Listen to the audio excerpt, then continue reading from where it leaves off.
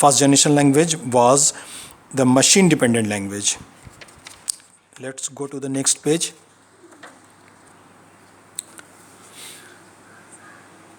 Next, second language, that is the second generation language, that is assembly language. Assembly language has the same structure and set of commands as that of a machine language. In assembly language, we use words based on English alphabet in place of zeros and ones. Each computer has its own assembly language depending on its hardware. So in assembly language, it is also machine dependent. It is easier to understand as compared to machine language. It is easy to locate and correct errors. Next language is high level languages or third generation languages. As we know that the low level languages or machine language were computer dependent. This lead to the development of another set of computer languages that could run on any type of computer. And then we got the high level language. So high level languages are similar to human languages. The first high level languages was designed in the 1950s. C, C++, C, this is the hash symbol, it is called C#. Formula translation, Fortran, and COBOL, BASIC. These are the examples of high level language or third generation languages. It is user friendly. It uses English words and mathematical operators which are easier to learn. It has to be converted into machine language, so obviously it is the time consuming. Next language is fourth generation languages. The fourth generation languages are modern high level languages. This is called 4GL, are designed to reduce the overall time, effort and cost of software development.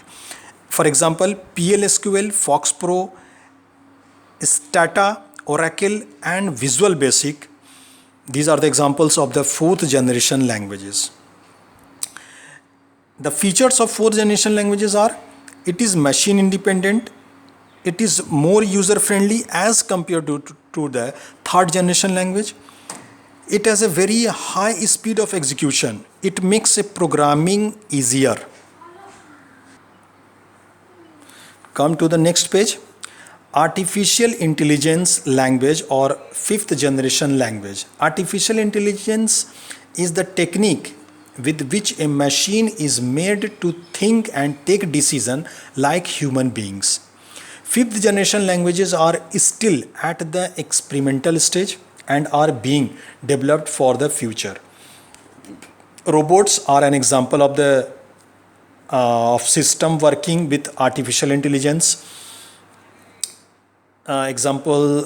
Fifth artificial intelligence or fifth generation languages. These are the examples: Mercury, OPS5 and Prolog. Working of a translator.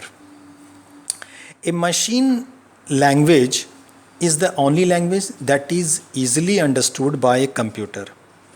A program written in a high-level languages or assembly language cannot be run directly on a computer. It needs to be converted into computer understandable language. For this, a computer needs a translator. Okay, a translator is used to convert one form of language to the other so that a computer understands the instructions it receives.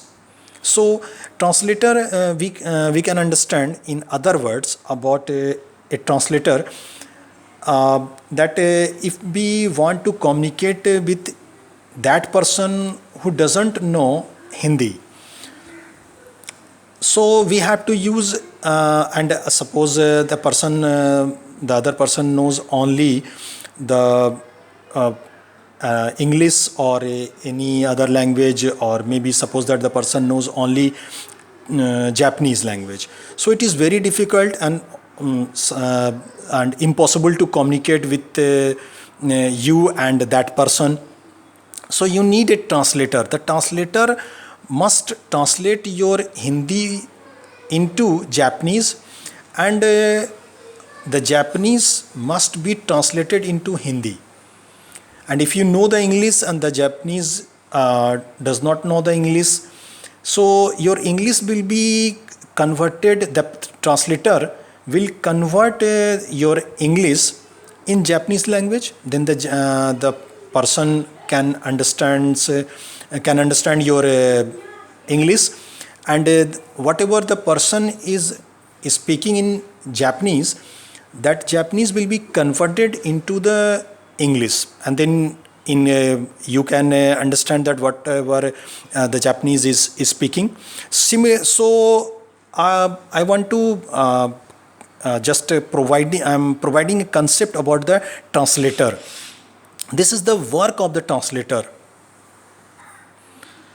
So we can say that a translator is used to convert one form of language to the other, so that a computer understands the instruction it receives. Okay, machine code is the converted code that is computer can easily understand.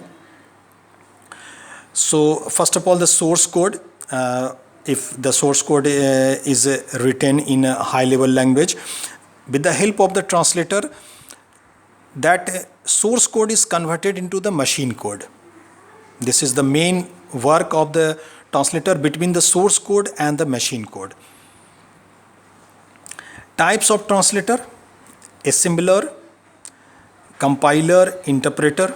Assembler: an assembler is a translator that translates a program written in an assembly language, so that assembly language instructions or program is converted into the machine language.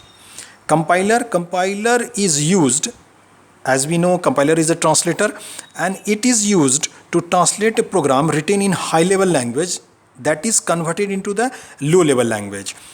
Interpreter, the same work. Interpreter is a translator that translates a program written in high level language into a machine language. Okay, so let's go to the next page. Here are on the next page, here are a difference between compiler and interpreter. Compiler and interpreter, the main differences are the whole source code is converted into or translated into just once, we can say it, but interpreter it translates line by line. So compiler translates the whole program at once, so that's why it is faster than interpreter. Whole programs are translated, or whole codes are translated at once, so the errors becomes difficult to find out the errors. It is very difficult and time consuming. But in case of interpreter, at that line or wherever the error is found by the interpreter, at that place the program translation or execution will be stopped. So that's why the process of removing errors becomes easy and quick.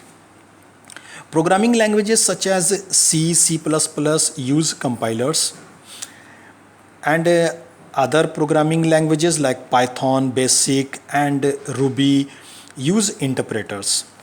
Here are some keywords. These keywords are also very important.